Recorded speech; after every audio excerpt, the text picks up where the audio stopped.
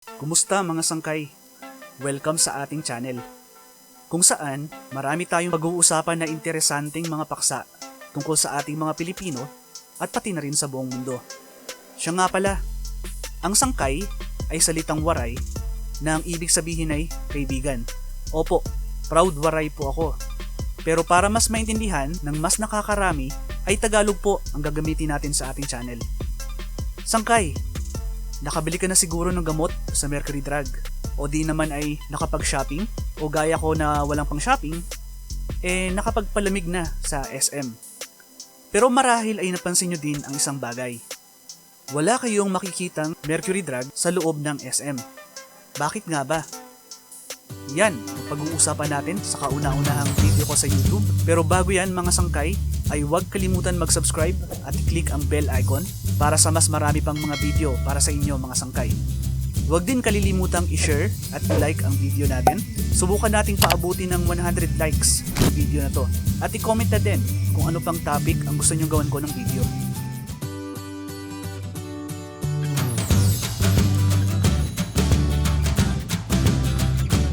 Mariano Que, Henry C. Dalawa sa pinakamatagumpay na negosyante sa bansa. Ang isa ay nagtayo ng isa sa pinakamatagumpay na pharmacy chain sa Pilipinas na hanggang ngayon ay nangunguna pa din sa pagbibigay ng mga dekalidad na gamot sa mga Pilipino. Ang isa naman ay ang pinakamayaman lang naman na Pilipino sa loob ng 11 taon. Ayon yan sa Forbes magazine na natapos lang nung siya ay namatay nito lamang January 2019. Pareho lamang na nagsimula ang dalawa sa hirap. Si Mariano Que ay isang ulila at survivor ng World War II. Dahil nga sa kahirapan, ay hindi ito nakapag-aral. Nung simula ay empleyado lang ito sa isang drug chain noong hindi pa nagsisimula ang gyera.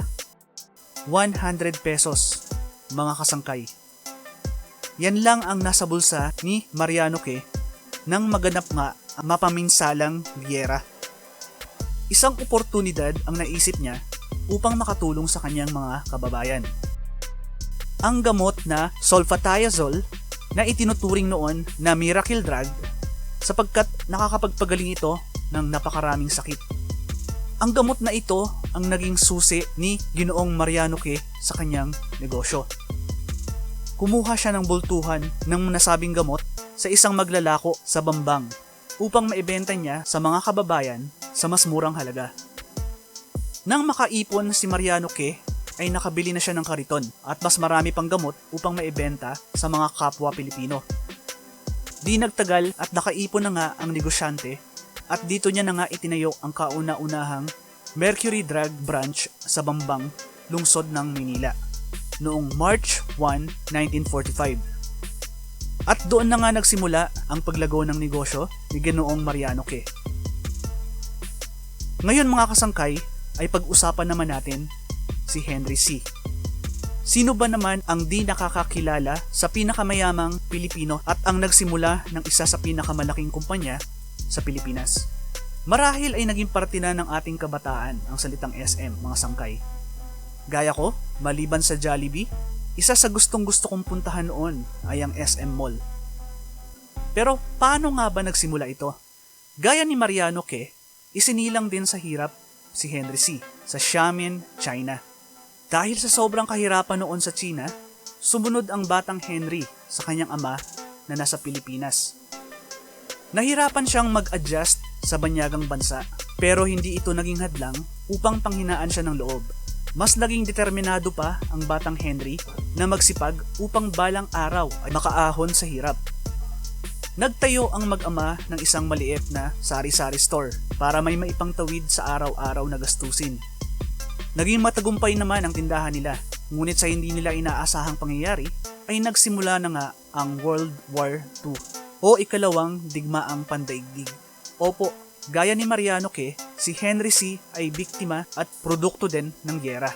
Nasunog nga ang tindahan ng mag-amang C na naging dahilan upang ang matandang C ay bumalik sa China. At nagpaiwan naman ang batang Henry C. sa pag-asang makabangon uli. Nagsimula si Henry sa Marikina Nagtayo siya ng tindahan ng sapatos dito. Noon pa man ay kilala na marahil ang Marikina pagdating sa sapatos. Ngunit hindi naging madali ang lahat para kay Henry. Pinilit niyang mag-aral at nakatapos nga siya ng kursong Commerce sa Far Eastern University o mas kilala nating FEU.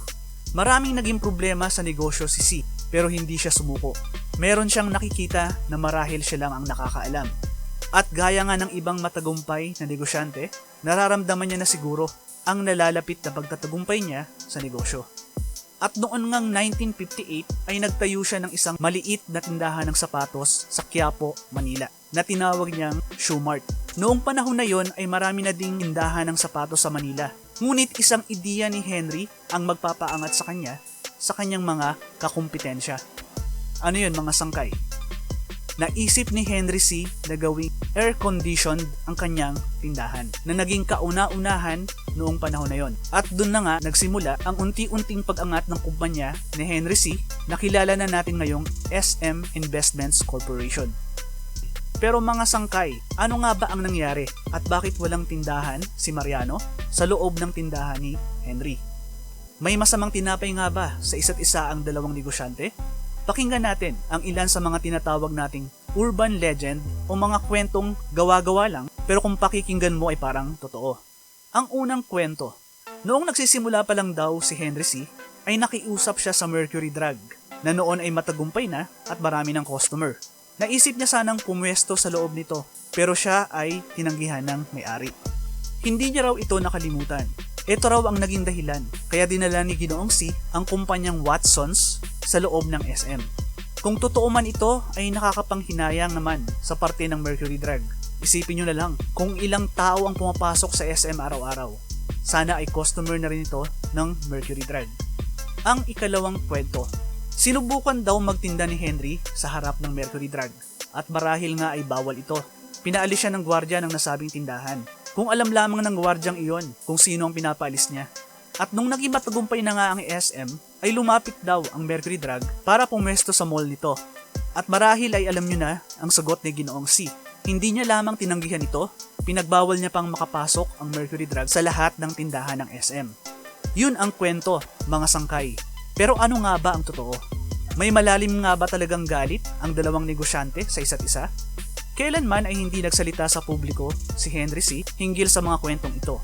Pero ayon sa kanyang anak na si Teresita C. Coson, ay walang galit ang kanyang ama kay Mariano Ke. Sa totoo nga daw ay malalim ang respeto ng dalawa sa isa't isa. Magkaibigan din ang pamilyang C. at Ke.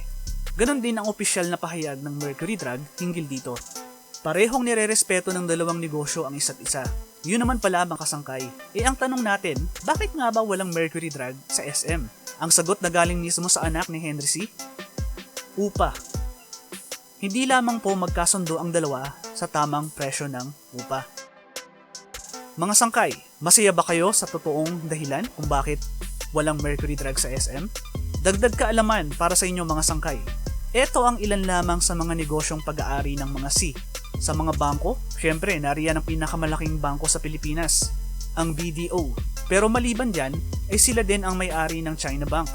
Sa mga property naman ay nariyan ang SM Prime, ang pinakamalaking real estate company sa Pilipinas. Ngayon ay dumako naman tayo sa pinaka-interesante pag-aari ng SM Group, ang retail o yung mga tindahan nito. Maliban sa SM malls at department stores, alam nyo bang hawak din ng SM ang Alpha Mart at Walter Mart? Opo, Walter Mart mga sangkay. Ano naman kung may pag-aari sila sa Walter Mart? Well, ano ba ang drugstore na makikita nyo sa Walter Mart? Tama, Mercury Drug. At doon na nagtatapos ang kauna-unahang video ko. Sana ay natuwa kayo mga sangkay. Gagawa pa ako ng maraming video gaya nito.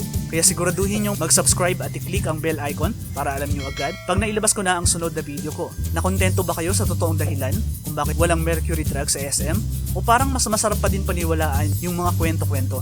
Ilagay nyo lang sa comment mga sangkay. At comment nyo na din kung ano pang video topic ang gusto nyo makita sa channel. Hanggang sa muli mga sangkay. Thank you for watching.